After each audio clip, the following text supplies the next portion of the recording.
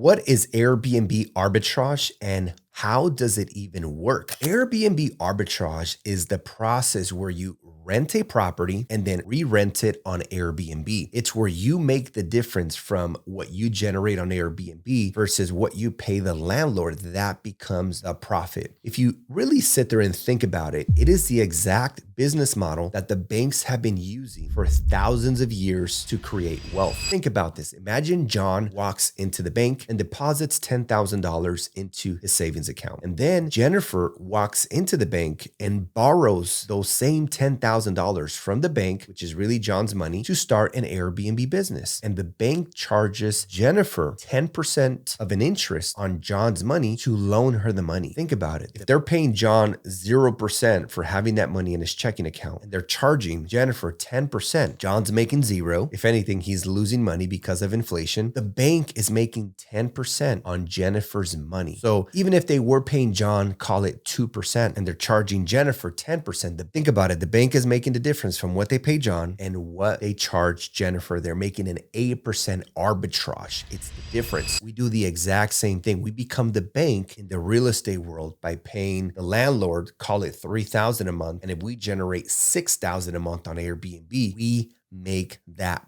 profit. This strategy is the most effective and fastest way to replace a 9-to-5 because there are no down payments, no closing costs. You are not buying the real estate. This is a cash flow heavy strategy, all about the cash flow, and the cash flow is ultimately what's going to give you that freedom. Now, what are the requirements to start an Airbnb business with the arbitrage strategy? There are 3 requirements that you're going to need. Number 1, you're going to need to fill out an application that typically you can find on Zillow or whatever platform you found the property on. Number 2, you will need to provide 3 months worth of bank statements to the landlord so they know you have the capital to pay the first month's rent and the deposit. Number 3, you typically need to make 2 to 3 times what the rent is. So if the rent is $2,000 a month, your income needs to be $4,000 to $6,000 a month. Now, if you can get a cosigner, that's going to help you. Or you can always bring in a business partner, again, in the event that you don't meet that requirement. And number 4, the landlord will run your credit so they can see what your credit score is and to see if you qualify based on their credit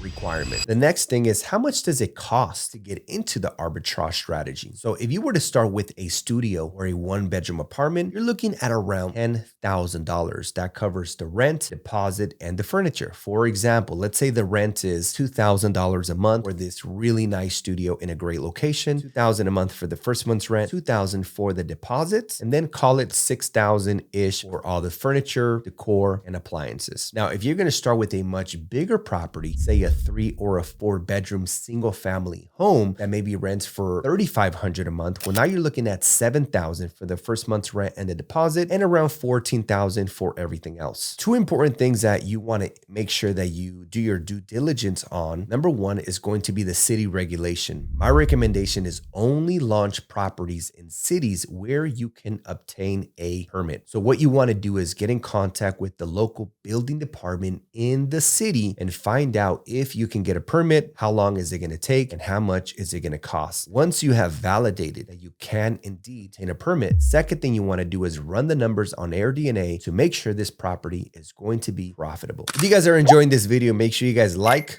subscribe, and turn on the notification bell. Now, when you are talking to landlords, there's typically 3 objections that you're going to need to overcome. Number 1, the landlord wants reassurance that regardless of the income fluctuation in the business, that you are going to be able to pay them each and every month on time without your business impacting what you are supposed to pay them every month based on the signed lease agreement. So what you want to tell the landlord is that you are going to set up an automatic deposit so that they get paid each and every month, not just on time, but even a few days early. Number 2, the landlord wants reassurance that the property is going to be taken care of. They want to make sure the property is going to be respected, that there's going to be no unnecessary repairs or any damage because people will be coming in and out of the property. You may have 4 to 8 groups of people checking in and out of your property every single month. So that's a lot of turnover, and they just want peace of mind that their property will be taken care of. Number 3,